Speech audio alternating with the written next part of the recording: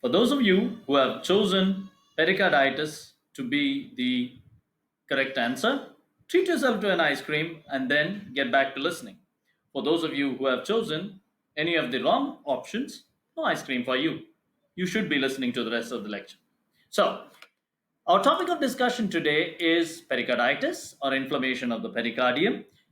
It has a lot of similarities with myocarditis. We shall approach pericarditis by looking at the etiology, pathogenesis, and the clinical features of pericarditis. We shall then approach the investigations and management before touching some of the rare complications in pericarditis.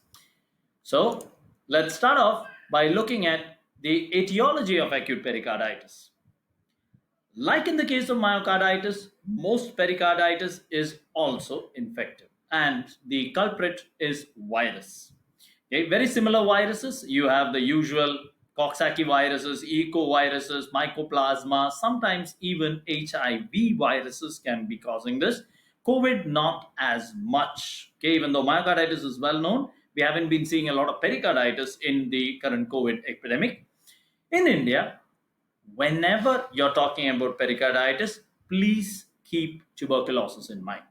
Very, very important cause of pericarditis, and you will see tuberculous pericarditis usually has a very interesting complication. Bacterial pericarditis is rare, but usually the patient has severe infection leading to septicemia, especially if it is pneumococcal pericarditis. Fungal, rare, usually seen in case of immunocompromised patients. You can commonly, the fungus is like fungi, like histoplasma, are known to be common causes. You will also come across many non infectious causes of pericarditis. Now, these include a large proportion, about 30% of the pericarditis, you will not be able to attribute to any particular cause. These you will call idiopathic pericarditis. Okay, idiopathic, like an idiot. Okay, that's where the name comes from. Idiopathic. Okay, idio, like an idiot. Pathic, the cause of disease. Now, the word idiot doesn't really mean somebody foolish. It never used to mean that. Okay, so the word idiot basically means standing apart. So the word idiopathic basically means that which cannot be classified among others. So it is a class apart. That's the exact literal meaning of the word idiopathic. I digress.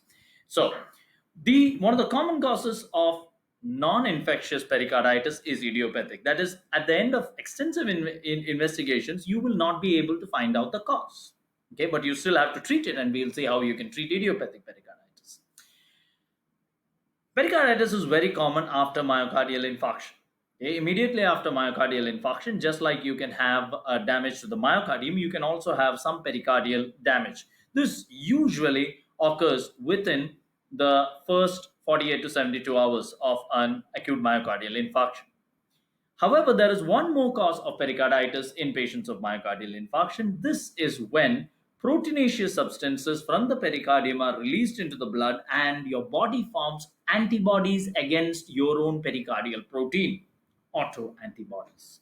So these autoantibodies will later attack your pericardium, and that will produce an autoimmune pericarditis. Now, this process will usually take 2 to 3 weeks. This autoimmune pericarditis that is seen after myocardial infarction, which occurs 2 to 3 weeks later, is called Dressler syndrome. So you can have an early pericarditis, you can also have a late pericarditis after a myocardial infarction. Many autoimmune conditions like lupus are known to produce pericarditis.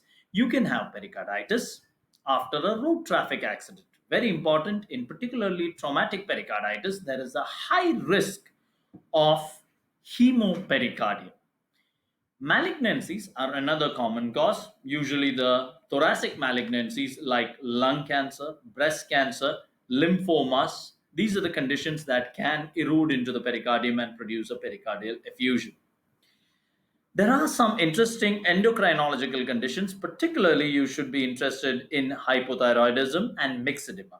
The interesting thing about hypothyroid or myxedema pericarditis is that the fluid will be rich in glycosaminoglycans, and this gives it the classical gold paint effusion color.